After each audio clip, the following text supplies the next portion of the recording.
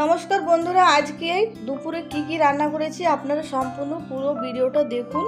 কি আজকে আমি রান্না করেছি দুপুরে। আর প্রথমে দিয়ে দিচ্ছি ভাত, গরম ভাত। দেখুন ভাত থেকে ধোয়া উঠছে।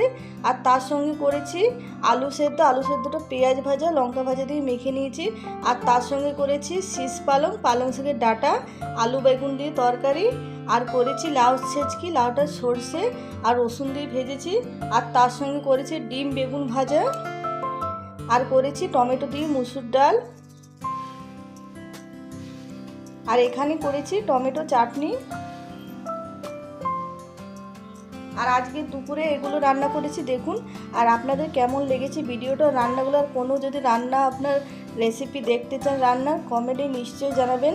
আর কেমন হয়েছে কেমন না আজকের রেসিপি অবশ্যই জানাবেন কমেন্টে।